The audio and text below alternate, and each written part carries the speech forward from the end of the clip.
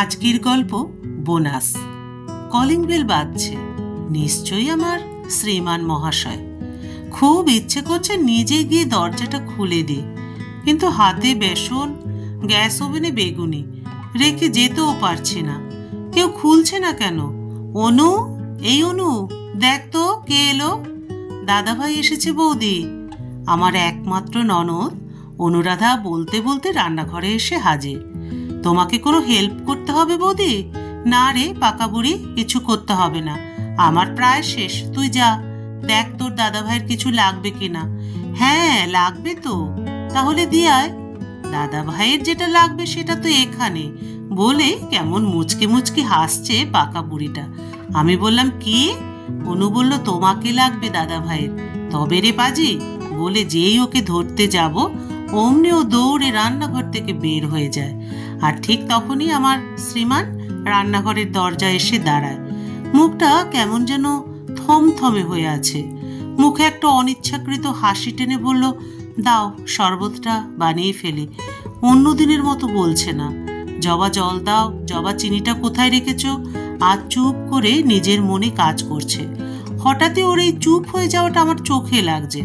ভুল করে চিনির বদলে লবণের কৌটো থেকে লবণ দিয়ে ফেলছিল। আরে আরে করছো কি? ওটা তো লবণ। আমার আচমকা চিৎকারে ওর হাত থেকে চামচটা পড়ে যায়। ম্লান একটা হাসি দিয়ে বলল, ওহো তাই তো। বুকের ভেতরটা কেমন যেন করে উঠল। ওর কি কিছু হয়েছে? না, এখন কিছু জিজ্ঞাসা করব না। আমি জানি এখন কিছু জিজ্ঞাসা করলেও ওর পেট থেকে একটা কথাও বের করতে পারবো না। এদিকে সন্ধ্যার চা খাওয়ার সময় হয়ে এসেছে, তাই ওকে সরিয়ে নিজেই শরবত বানাতে লাগলাম। বললাম, তুমি যাও, রেস্ট নাও গিয়ে, আমি করতে পারবো। জানি তো, আমার লক্ষ্মী বউটা তো সব পারে। পারি না বুঝি? একটু অভিমানের সুরেই বললাম। পারেন তো, পরশু লেবু কাটতে গিয়ে আঙুলটাই যে কেটে ফেলেছিলেন। হ্যাঁ, রোজ রোজ কি আর এমন হবে নাকি? যাও তো তুমি, বলেই ওকে জোর করে রান্নাঘর থেকে পাঠিয়ে দিলাম।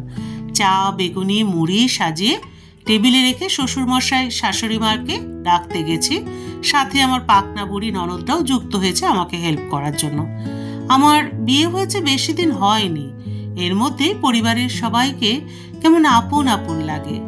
অন্যদিন অনিমেষও হেল্প করে, কিন্তু আজ যে ও অন্য দিনের মুডে নেই। চুপ করে সোফায় বসে আছে। শাশুড়ি মায়ের ঘরে গিয়ে বললাম, ওমা টেবিলে চা দিয়েছি যে, বাবাকে নিয়ে আসুন। এই হলো আমার বউ। আমার বাড়িতে বিয়ে হয়ে এসেছে মাত্র 7 মাস, আর এই কদিনেই জবা কেমন সবাইকে আপন করে নিয়েছে, আর আমি কিনা কিছুই। ধুর, এই পুজোতেই কেন এমন হতে হলো না, আর ভাবতে পারছি না। এমন সময় বোন অনুর ডাকে ভাবনায় ছেদ পড়ল অনিমেষের। মায়ের ঘর থেকে এসে দেখি অনিমেষ টেবিলে বসে পড়েছে। ঠিক করে কিছু খেতে পারছি না, বারবার ওর দিকে চোখ যাচ্ছে। বাবা মা সামনে থাকায় ঠিক করে তাকাতেও পারছি না ওর দিকে। অন্যদিন 2 ভাই বোন খাবার নিয়ে কাড়াকাড়ি করে, আর আজ কিছুই মুখে দিচ্ছে না। একটুখানি খেয়ে উঠে গেল। রাতের রান্না কি হবে সব গুছিয়ে ঘরে এসে দেখি অনিমেষ চোখ বন্ধ করে শুয়ে আছে। অন্যদিনের মতো বারবার ডাকছে না। দরজার পেছন থেকে এসে জড়িয়েও নেয়নি আজ। ওর পাশে গিয়ে বসলাম, ও টেরও পায়নি। মাথায় হাত দিতেই চোখ মেলে তাকিয়ে আমার হাতটা নিজের বুকের কাছে টেনে নিল। কি হয়েছে তোমার? শরীর খারাপ লাগছে? অফিসে কোনো প্রবলেম? অফিস থেকে এসেই চুপ হয়ে আছো যে? কিছু হয়নি বলেই আমাকে ওর বুকের মধ্যে জড়িয়ে ধরল। অনিমেষের বুকে মাথা রেখে আমিও একটুখানি অভিমানী কণ্ঠে বলে উঠলাম, কিছু না হলে এমন চুপ করে আছো কেন? প্রতিদিনই তো বকবক করি, তোমাকে জ্বালাই, আজ না হয় একটু চুপ থাকলাম।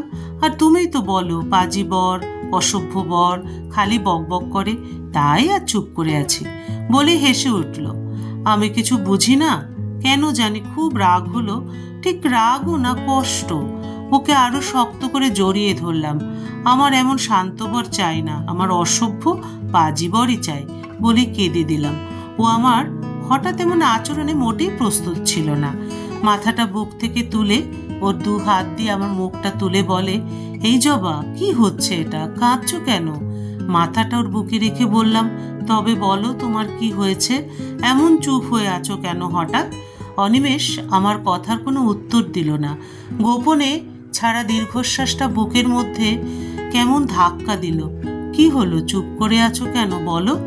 এইবার পুজোতে বোনাস পাবো না, কাউকে কিছুই দিতে পারবো না, তার উপর আমার এক ও একমাত্র বিয়ে করা নতুন বউটাকে পুজোতে কিছুই দিতে পারবো না।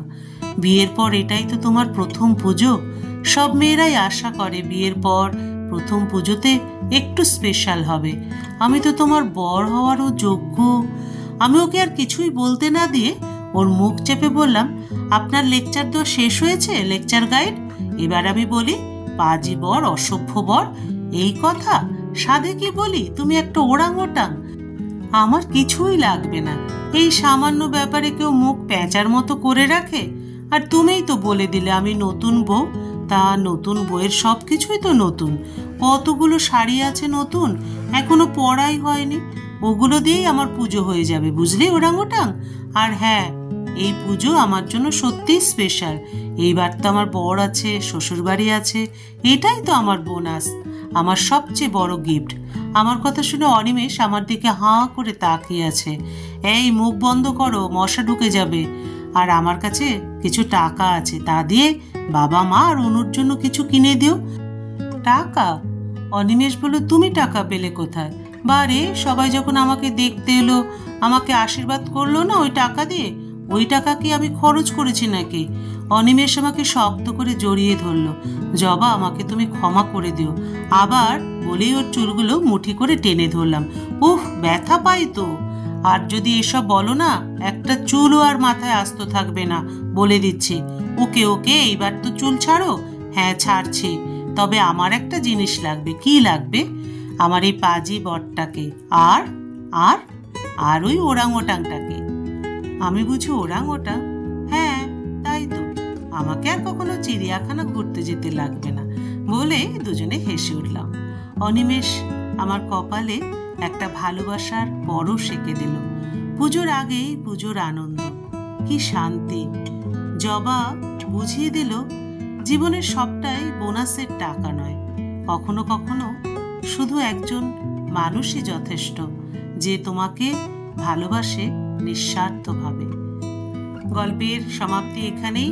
বন্ধুরা, গল্পটি যদি ভালো লাগে তাহলে অবশ্যই লাইক এবং সাবস্ক্রাইব করে পাশে থাকবেন, সাথে থাকবেন। সুস্থ থাকুন, ভালো থাকুন।